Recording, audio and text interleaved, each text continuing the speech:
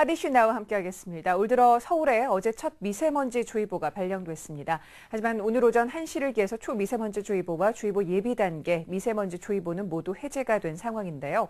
요즘에 이 미세먼지로 시민들의 건강이 큰 위협을 받고 있습니다. 이에 환경부에서 미세먼지 저감 종합 대책을 발표했습니다. 자세한 내용을 환경부 기후대기 정책과 연결해서 살펴봅니다. 정보경 과장님, 안녕하십니까?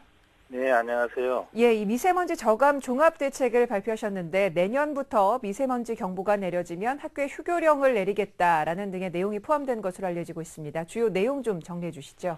네, 이번 4월 15일 날 종합대책을 정부가 만들었고요. 그 주요 내용을 좀 말씀을 드리면은 첫 번째가 예보 정확도를 향상시키는 내용을 담고 있습니다. 그동안 예보를 했지만 그게 틀린다 이런 지적들이 많아서 국민들에게 좀 정확하지 못한 정보를 제공한 측면이 있습니다. 그래서 예보 정확도를 2015년까지 80%까지 올리겠다 하는 그런 내용을 담고 있고요. 두 번째는 우리나라 미세먼지가 중국 등 국외로부터 오는 게 많습니다. 그래서 중국, 일본하고 국제 협력을 해서 이런 부분들을 차단시키는 노력을 하는 계획들을 담고 있습니다. 세 번째는 역시 마찬가지로 미세먼지가 국내 대책, 국내 부분에서도 많이 생기기 때문에 발전소라든지 이런 데 대한 대책을 만들어서 국내 오염원을 저감시키는 정책을 담고 있고요. 네 번째는 기존에는 없었습니다만 이게 고농도로 미세먼지가 발생을 할 때 국민들이 어떻게 행동해야 되는지 그에 대한 긴급 조치 사항들을 담았습니다. 이게 방금 말씀하신 것처럼 굉장히 고농도로 오는 경우에 학교의 어린이들을 보호하기 위해서 학교 휴교령을 내리는 등 또는 차량 부재 운행을 하겠다 이런 강제 조치들을 담은 게 이번 4월 15일 날 종합대책의 주요 내용이고 이것을 국무회의에 보고를 하였습니다. 네. 그러니까 크게 예보 정확도를 향상시키고 국제협력 그리고 국내 대책 부분으로 한 세 가지 부분으로 저희가 생각을 해볼 수가 있을 것 같은데 그동안에 많은 대책 방안들이 좀 논의가 됐었는데 어떤 점이 이번 대책 방안들에서 가장 특이하다고 생각을 하면 좋을까요?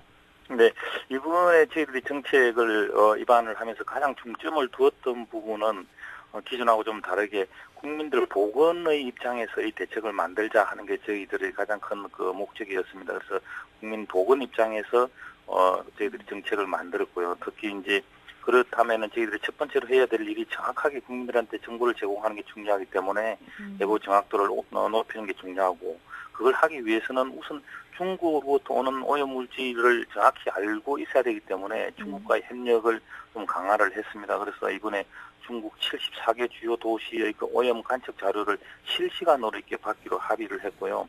또 중국하고 공동 연구단을 설치를 해서 미세먼지가 어떻게 생겼고 이게 어떻게 이동해서 우리나라에 들어오는지 그런 것들을 연구하기 위한 연구단을 설치를 하기로 합의를 했습니다. 그리고 국내 대책으로는 말씀드린 것처럼 발전소라든지 제철소라든지 이런 데서 미세먼지가 많이 생기기 때문에 이분들에게 자발적 감축을 할 수 있도록 저희들이 하고 해박식을 지난 4월 11일 날 했습니다. 그래서 스스로 오염물질을 줄여나가도록 유도를 해나가고 있고요. 특히 지금 우리 수도권에 문제가 되고 있는 자동차에서 나오는 오염물질이 많기 때문에 2024년까지 수도권 등록 차량의 한 20%, 약 200만 대를 전기차라든지 이런 친환경 자동차로 바꾸어 나가는 정책을 이번에 발표를 했습니다. 그런 점이 차별이 많이 나겠습니다. 네네.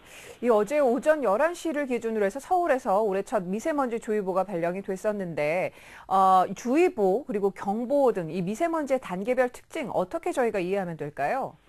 네, 그렇습니다. 이게 미세먼지는 지금 정부가 발표를 하고 있는 게 두 가지입니다. 하나는 예보라고 해서 하루 앞날 내일 날씨가 어떻게 될 것이 돼서 예측해서 발표하는 거고 이건 이제 우리 국립환경과학원과 기상청이 하고 있습니다. 그리고 또 하나가 경보제도인데 이것은 지방자치단체가 실시간으로 오염 농도가 어떻는가 하는 것을 알려주는 겁니다.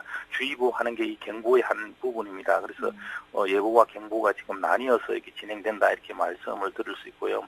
지금 우리나라의 오염 상태를 보면은 제가 한 3월 달까지 조사를 해보니까 일주일에 1.5일꼴로 약한 나쁨 이상의 고농도 현상들이 발생할 정도로 지금 우리나라 대기 상태가 좋지가 않습니다. 특히 이제 주의보, 경보 이 수준에 들어가면은 특히 주의보는 어린이라든지 노약자 그리고 심폐질환자나 호흡기 질환자 이런 분들은 실외 활동을 해서는 안 될 정도로 오염이 심한 정도입니다. 경보 단계에 들어가면은 이런 분들뿐만 아니라 건강한 사람도 야외 활동을 제한을 해야 될 정도로 오염이 심하다 이렇게 특징적으로 말씀을 드릴 수 있겠습니다. 네. 지금 상황이 일주일에 5일 정도나 이런 경보, 예보가 발령이 될 정도면 굉장히 심각한 상황인데 앞서 말씀을 해주셨지만 이 단계별 상황에 따라서 좀 저희 국민들이 신속하게 대처를 해야 된다면 어떤 방안들을 저희가 좀 마련을 하고 알고 있으면 좋을까요?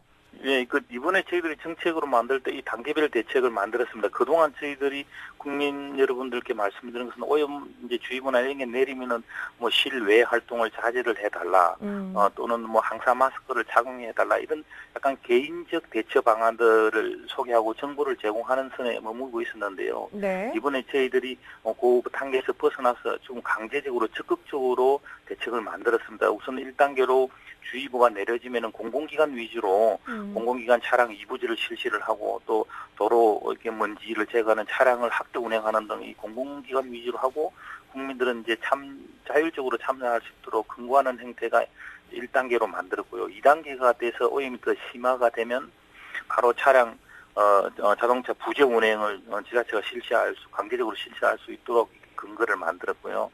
그다음에 말씀드린 것처럼 학교의 어린이들의 건강 보호를 위해서 휴교를 할 수 있도록 교육부하고 지금 협의를 해 나가고 있습니다. 이런 부분들이 이렇게 새롭게 마련된 방안들이라고 말씀을 드릴 수 있겠습니다. 네.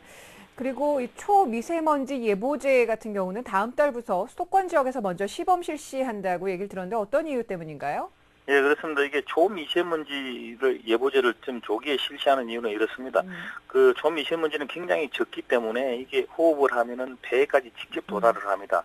좀 큰 먼지들은 뭐 코나 또는 기로의 점막 같은 데서 걸러지지만 초미세먼지는 걸러지지 않고 폐에 들어가서 여러 가지 질환들을 일으킬 가능성이 많습니다. 그래서 저희들이 이 부분이 굉장히 중요하다 이렇게 우선 판단을 했고요. 특히 수도권은 지금 이 예보제를 실시하기 위한 물리적 기반이 갖추어져 있습니다. 측정망들이 다 잘 갖추어져 있기 때문에 저희들이 법적으로는 2015년 1월 1일 시행입니다. 그런데 그때까지 기다릴 필요 없이 물리적 기반이 되어 있기 때문에 저희들이 우선 시범 실시하고 5월 달부터 시범 실시하기로 했고요. 특히 이제 이 수도권에는 노출 인구수가 굉장히 많기 때문에 국민들이 건강 보호를 우선시해야 되겠다.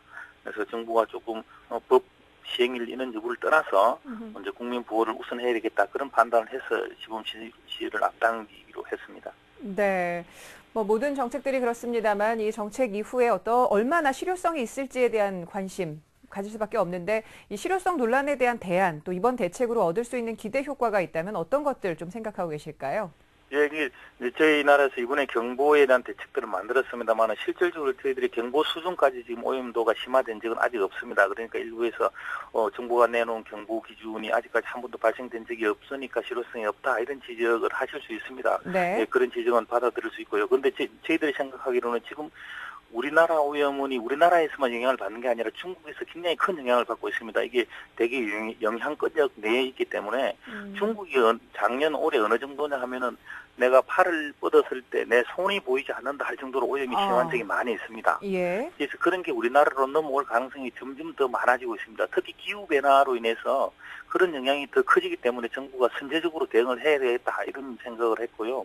그래서 우리나라도 중국으로부터 안심할 수 있는 도시가 아니다. 저희들이 그렇게 판단을 했기 때문에 이번에 경보 조치를 만들었고요. 실제로 말씀하신 것처럼 어제 우리나라 처음으로 주의보 발령이 내려졌습니다. 그러면 앞으로 주의보 경보로 나갈 수 있는 경우가 지금보다는 더 많아질 것이다. 그렇게 판단을 해서 저희들이 정책을 내렸기 때문에 실효성이 없다 하는 그런 지적들은 조금은 저희들은 받아들이기가 좀 어려운 점들이 있습니다. 그리고 이번 정책을 통해서 저희들은 국민들의 그 건강, 보건 위주로 이렇게 정책이 전환을 했기 때문에 그런 부분에서 효과가 많이 나타났으면 합니다.